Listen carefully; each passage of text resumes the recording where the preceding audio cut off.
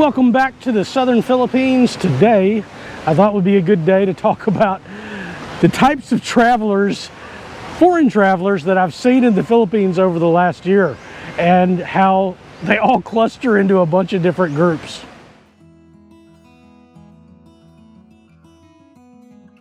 So traveling throughout Southeast Asia, Europe, different places that I go, I see different kinds of foreign travelers.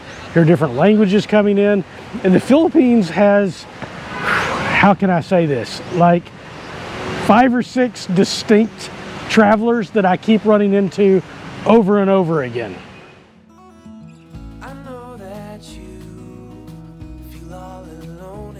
So the first one is the backpacker, and these are usually young people, very young people, actually in between 20, maybe 35, something like that. Usually not spending a lot of money. Sometimes they're just in between college or college kids that are taking kind of a gap year and they're traveling, and they're usually on a pretty low budget, or maybe mom and dad are paying for it. And usually see them carrying around a backpack in the front and a backpack strapped to the front of them, or the back and the front. So they're double timing it and trying to be carry-on only when they can. And they typically, in the Philippines, end up, as soon as they get in, they basically try to get right out to the islands. Boracay, El Nido up in Palawan, Coron, going down to Surigao, and going to the beach, partying, trying to be as budget friendly as possible. And they're here for a bit and then they're moving on. Usually they're moving on from the Philippines pretty quickly because it's one of the higher cost destinations and they don't have a lot of time or money on their trips. But they are a very distinct group that I see here in the Philippines.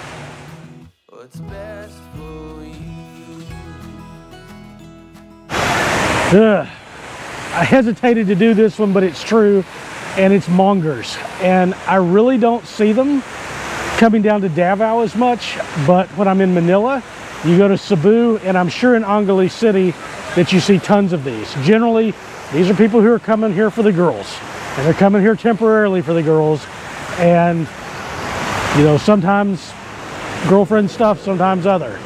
But they typically are older men, middle-aged or older, typically, I don't know, bald like I am, and probably a little overweight. That's just the fact of the matter.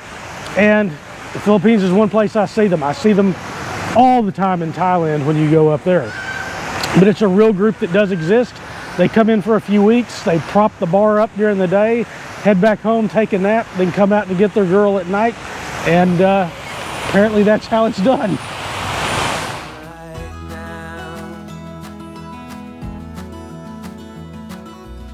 Retirees, and these are generally guys between 40 and maybe 70 years old that have come from the West. Some of them are here from the United States on like Social Security disability, and so they've been able to come out a little bit earlier and live. Some of them are on regular retirements to where they had worked for many years, plus maybe they get their Social Security and pensions on top of that. And they're here and they're single. They're generally just getting to the Philippines, and those guys come out here because they're looking for a lower cost of living.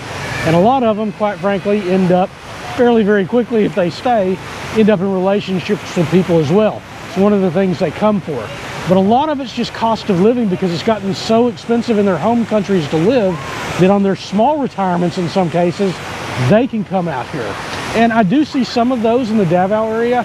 See a lot of it in different areas of the Philippines that I travel to. Now that the Philippines is opened back up, a lot of those guys who couldn't come in because they weren't married to anybody, they didn't have any kids, they had no relations, are finally able to come back in, and that started to happen in 2022, and I've seen a lot more of them here in 2023.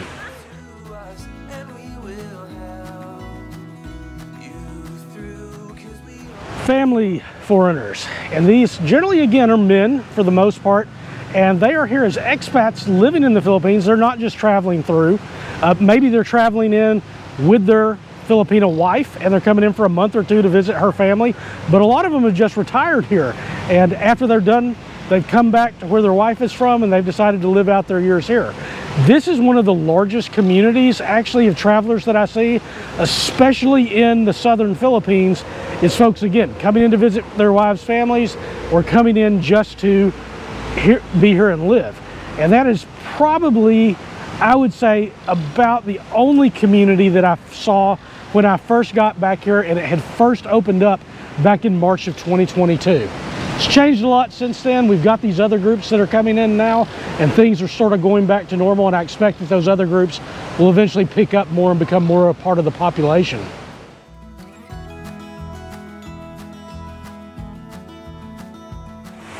Now that the Philippines is reopened to tourists, and it have been for a while, and most of the restrictions have been lifted, we're seeing a lot of Instagrammers, YouTubers. Am I a part of that? We'll forget that for a minute.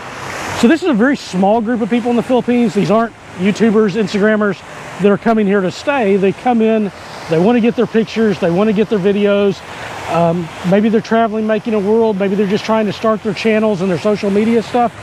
But as I have traveled, especially outside of Davao, when I was in Manila and other parts of the Philippines that I've been seeing, there's a lot more of those that are coming in now. Again, this is a small minority of travelers, but they're a very visible bunch of travelers.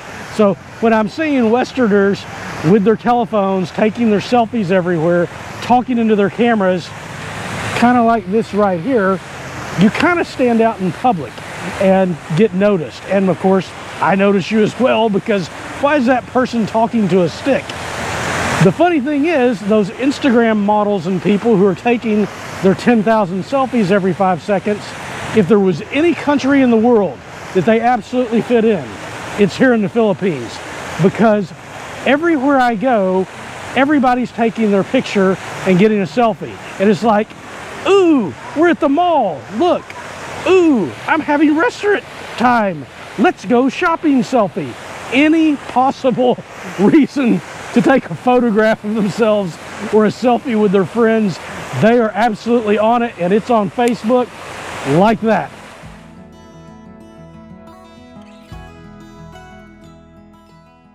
Now this is just kind of a lighthearted look of the travelers that I see in the Philippines, but it's really true. I mean, a lot of them do just fall into that groups.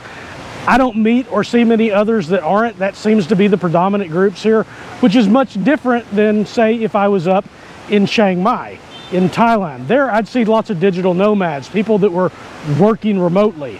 Now, I'm going to give you all a bonus with this video, and it's what in the southern Philippines, in Mindanao and Davao, that you don't see travel-wise. And generally, that's European females. I rarely see them, and when I do, sometimes they're with their spouses, sometimes with their family, sometimes they're solo, but it's so few times that I notice it. And it's so funny, I have an adult daughter who is a Westerner, and she came and visited, and she was with us back in April when the Philippines was first reopened for everybody. And when she had to go to immigration, she's like, the people in there, the other foreigners, were all a bunch of older men, and they were kind of looking at her angry and grumpy, like, why are you here? And whenever she would go out in public, she would get looks everywhere, not just by Filipinos, but by Westerners, anybody that was here, because it was so odd to see a European stock, I guess, female in the southern Philippines, because they just don't come here. It's not really one of the popular destinations, and the ones that do, the expats that do come here, or the foreigners that come here, a lot of times are those that I talked about earlier that were here on family stuff, and so they've got family down in Mindanao. It's not a huge tourist destination for foreigners compared to the rest of the places in the Philippines. But you have to put your trust into us, and we will help you through, 'cause we only want what's best for